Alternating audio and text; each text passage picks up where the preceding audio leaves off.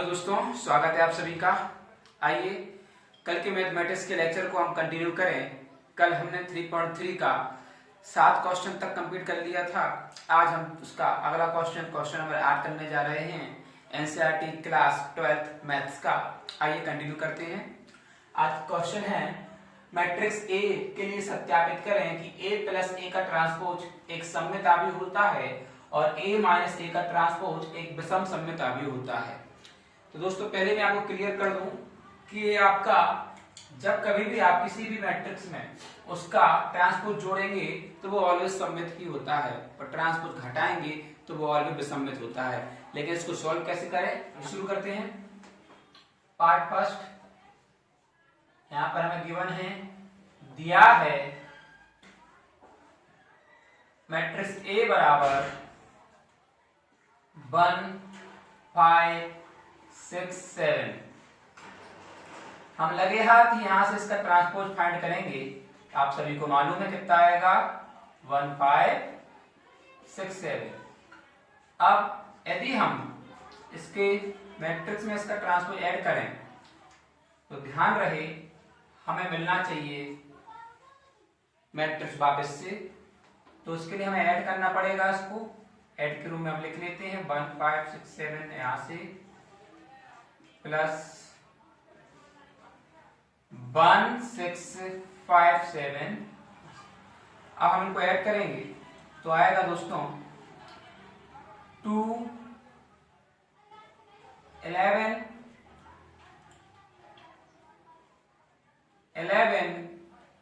और यहां से 14।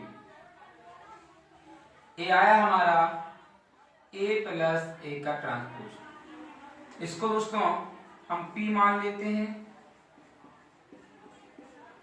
अपनी तरफ से और इसका ट्रांसपोज करके देखते हैं तो ये रिटर्न करता है तो ये सममित है, अदरवाइज नहीं है। यानी हम p का ट्रांसपोज करके देखते हैं तो देखिए कैसे होगा। तो 11 और यहां से आपका 11 14। ए वाली लाइन मैंने यहां से लिखी, यानी यहां से इसको मैंने लिख लिया। अब आप देखिए p का जब मैंने ट्रांसपोज किया तो मुझे रिटर्न हो गया वापस से p। यहां हम भाग लिख देंगे, चूंकि यहां रूल फॉलो हो रहा है कि a का ट्रांसपोज बराबर a, इसलिए यह एक सममित आव्यूह है। It is a symmetric matrix. इसका पार्ट 2 देखते हैं। यहां फिर से पार्ट 2 हम सॉल्व करेंगे। दिया हुआ है a बराबर से 1 5 6 7।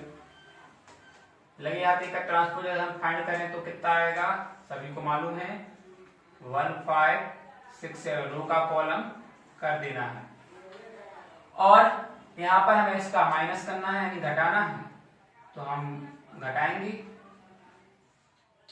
1 5 6 7 माइनस 1 6 5 7। आइए घटाते हैं। 1 में से 1 जाएगा 0, 5 में से 6 गए -1, 6 में से 5 गया 1 और 7 में से 7 गया 0। ये आता है हमारा a माइनस ए का ट्रांसपोज। इसको हम क्या मान लेंगे, p मान लेंगे तो p बन जाएगा हमारा 0 -1 1 0। और हम p का ट्रांसपोज निकालेंगे तो क्या निकलेगा 0 -1 1 0। हमें मालूम है हमें रिटर्न क्या चाहिए, क्या आवश्यकता है। देखिए यहां से मैं माइनस को कॉमन लेता हूं। अब आप देखिए 0 1 यहाँ माइनस का 1 और 0। अब आप चेक कीजिए p का और p का ट्रांसपोज दोनों में हमें माइनस चाहिए होता है और वही मैट्रिक्स वापस चाहिए होती है। तो यहाँ हमारा फॉर्मूला होता है, चूंकि a का ट्रांसपोज बराबर हमें मिल रहा है -a, अतः यह एक विषम सममित आव्यूह है।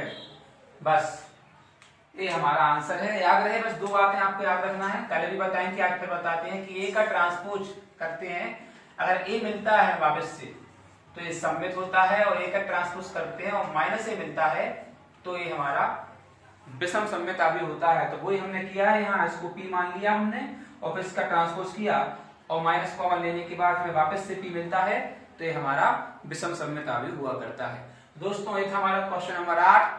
आगे देखते हैं question number 9। Question number 9 solve करते हैं इसको। मैट्रिक्स ए दी हुई है और 1/2 ए प्लस का ट्रांसपोज तथा 1/2 ए माइनस ए का ट्रांसपोज फाइंड करना है। एक के अंदर दो क्वेश्चन है, सॉल्व करते हैं। हल, और हमारे पास क्या दिया हुआ है, दिया है a बराबर 0ab minus A 0c minus B minus सी और 0 हमारे पास दिया हुआ है और फाइंड करना है 1/2 ए प्लस ए का ट्रांसपोज। तो यहां से हम लगे हाथ ए का ट्रांसपोज निकाल लेंगे, जो मिला हमें 0ab minus A 0c minus B minus C 0, रो को कॉलम में कन्वर्ट करना ही ट्रांसपोज कहलाता है। अब यहां से हमारे पास 1/2 ए प्लस ए का ट्रांसपोज फाइंड करना है हमें। 1/2 ए प्लस ए का ट्रांसपोज निकालना है, तो हम इसी के रूप में इसको लिखेंगे। यहां 1/2 लिख दिया और यहां से ए लिखा मैंने 0ab minus A 0c minus B minus C 0 plus 0 minus A minus B A 0 minus C B C 0। Solve करेंगे, ऐड करेंगे, 0 में 0 जोड़ा 0 आया, a में a जोड़ा 0 आया, b में b जोड़ा 0 आया, माइनस a में a जोड़ा 0 आया, 0 में 0 जोड़ा 0 आया, c में माइनस c जोड़ा तब भी 0 आया, माइनस b में b जोड़ा 0 आया, माइनस c में c जोड़ा तब भी 0 आया और 0 में 0 जोड़ा तब भी 0 आया। तो ये पूरे 0 हो गए एलिमेंट, और 1/2 का इसमें गुणा करेंगे तब भी यही तो आना है दोस्तों, क्योंकि 0 का किसी भी संख्या में आप गुणा करेंगे तो वही आता है। और ऐसे अपने आप में हम बोलते हैं, आप सभी जानते हैं, इसे हम आइडेंटिटी मैट्रिक्स भी बोला करते हैं। तो यहां से हमें मिल गया आई, ये हमारा पहला पार्ट हो गया कंप्लीट। अब हम इसका दूसरा पार्ट करेंगे जिसमें हमें माइनस करना है।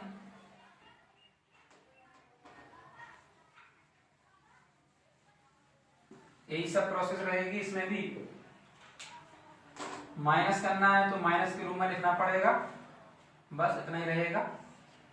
तो यहां से लिखा 0ab minus A 0c minus B minus C 0 minus 0 minus A minus B A 0 minus C B C 0। अब इसको हम घटाएंगे, 1/2 हमारा पहले चल रहा, 0 में 0 घटाया, 0 a में से a घटाया माइनस का, तो a माइनस माइनस से आपको मालूम है जुड़ जाना है, 2a हो जाना है। तो यहाँ तो हो जाएगा हमारा 2a, यहाँ हो जाएगा 2b। अब माइनस a में से माइनस a घटाना है तो ये जुड़ जाएंगे, लेकिन माइनस का आएगा, माइनस के 2a, यहाँ 0 रहेगा, इस c में से माइनस c करेंगे तो आपको मालूम है पहले प्लस का है, इसलिए यहाँ से हमारा 2c आ जाएगा। माइनस b में भी करेंगे तो माइनस के 2b आ जाएगा, माइनस c में c करेंगे तो माइनस के 2c आएगा, 0 में 0 जोड़ेंगे तो 0 आ जाएगा। अब हम मल्टीप्लाई करेंगे 1/2 का, तो देखिए यहाँ से 0 आ जाएगा, ए कट जाएगा तो कितना आएगा, 2 से 2 कटेगा तो यहाँ से ए आएगा, यहाँ से केवल बी आएगा, यहाँ से माइनस ए आएगा, यहाँ से 0 आएगा, यहाँ से सी आएगा, यहाँ से माइनस बी आएगा, यहाँ से माइनस सी आएगा, यहाँ से 0 आएगा। क्यों आएगा ध्यान दीजिए, एक करके देख लेते हैं। 1/2 का गुणा 2a में करके देखिए तो ये कट जाता है ना, तो यहाँ से केवल कितना बचता है, a। तो ये हमारा क्या हो जाएगा दोस्तों, आंसर। क्वेश्चन नंबर 10वां करते हैं। निम्न आव्यूह को सममित आव्यूह तथा विषम सममित आव्यूह के योगफल के रूप में व्यक्त कीजिए। अब यहाँ एक पॉइंट आता है, योगफल के रूप में व्यक्त करना है। सबसे पहले इसको हम सॉल्व करेंगे। हल माना, इसको मान लेते हैं a बराबर 3, 5, 1 - 1। ये हमारी मैट्रिक्स हो गई। अब देखिए यहां इसका हम ट्रांसपोज भी निकाल लेंगे तो आ जाएगा 3, 5, 1 - 1। अब हमें इसे सबसे पहले सममित आव्यूह के रूप में, योगफल के रूप में व्यक्त करना है। तो देखिए कैसे करेंगे। यहां हम पुनः मान लेंगे, यहां हम p बराबर मान लेते हैं। याद रखिए जब योगफल के रूप में बात आए तो आप इस प्रकार से लिखना, और सममित की बात आए तो प्लस, और विषमित की बात आए तो माइनस। p बराबर 1/2 a + a का ट्रांसपोज। अब हम इसको सॉल्व करते हैं और निकालते हैं कि सममित है कि नहीं। आइए 1/2 यहां से 1/2 a 3, 5, 1 - 1 प्लस 3, 1 3, 1 5 - 1। इसको हम ऐड कर लेंगे। आइए ऐड करते हैं। 1/2 देखिए 3, 3, 6 5, 1 6 1 5 6 -1 - 1 माइनस का 2 हो जाएगा। आप सभी जानते हैं 1/2 का अंदर हम गुणा करेंगे तो गुणा करने के बाद 6/2 मतलब 3, यहाँ से भी 3, यहाँ से भी 3, यहाँ से हो जाएगा माइनस का 1। तो ये तो आया हमारा p। लेकिन ये सममित है कि नहीं, इसके लिए इसका ट्रांसपोज करना पड़ेगा। और हम इसका जब ट्रांसपोज करते हैं तो देखिए क्या मिलता है। यहाँ से 3, 3 और 3 -1। तो ये आ गया हमारे पास p का ट्रांसपोज।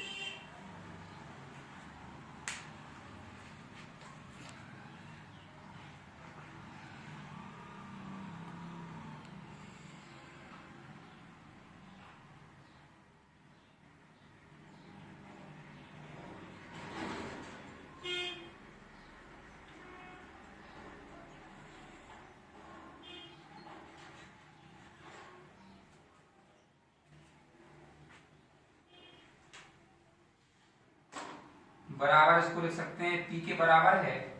यहाँ लिख सकते हैं चूंकि p का ट्रांसपोज बराबर p, इसलिए यह एक सममित आव्यूह है। यह एक सममित आव्यूह है। यहाँ आप इस प्रकार से इसको लिख सकते हैं। विषम सममित आव्यूह के लिए भी हम इसी प्रकार से करते हैं। देखिए क्या करेंगे। माना ये तो हमारे पास है, यहां से फिर से करते हैं हम। इतना आप सेट कर लेना वापस से पार्ट 2 इसका विषम सममित के लिए। यहां ये p था, इसको मैं अभी q भी मान सकता हूं। मैंने q बराबर माना a - a का ट्रांसपोज। अब देखिए यहां पर घटा लेंगे। a को लिखा मैंने 3, 5 1 - 1 माइनस 3, 5 1 - 1। इसको हम घटा लेंगे तो 1/2 घटाने के बाद आएगा 3 में से 3 गया 0, 5 में से बन जाएगा 4, 1 में से 5 जाएगा -4, यहाँ देखिए -1 -1, तो क्या हो जाएगा -1 और माइनस माइनस दोस्तों हो जाएगा प्लस का 1, यहाँ से आएगा 0। तो ये जुड़ने इस माइनस से 4 तो ये इस माइनस के कारण जुड़ जाएगा और जुड़ने के बाद घटकर इस माइनस के कारण जुड़ जाएगा और जुड़ने के बाद घटकर 0 हो जाएगा।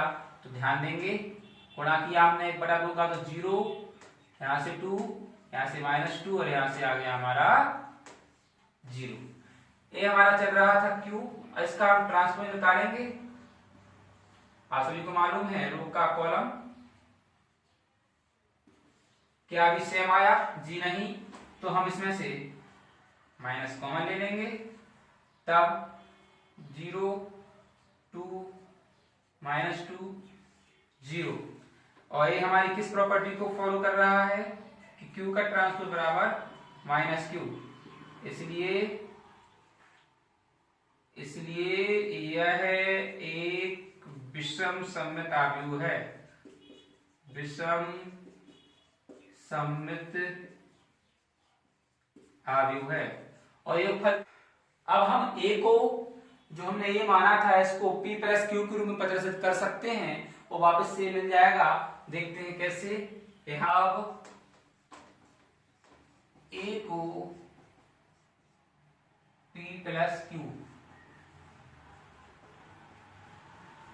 के रूप में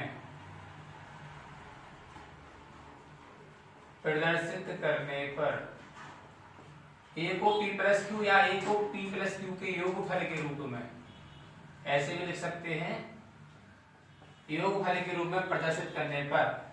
तो आइए P + Q को हम जोड़ लेते हैं। P हमारा आया था 3 3 3 3 -1, P हमारा आया था 3 3 3 -1 और Q हमारा आया था 0 2 -2 0।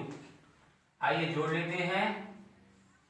3 में 0 जोड़ा 3 3 2 5 3 -2 हमारा जुड़ेगा तो बनेगा केवल 1 और -1 में 0 जोड़ेंगे तो आएगा -1।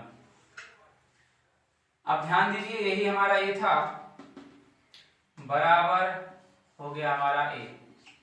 तो इस प्रकार से हम ऐसे सवालों को सॉल्व करेंगे। उम्मीद करता हूं आपको वीडियो अच्छा लगा होगा। अच्छा लगा है तो इसे लाइक करें, शेयर करें, सब्सक्राइब करें और इस तरह के अन्य सवालों को सेल्फ सॉल्व करें। Thank you very much.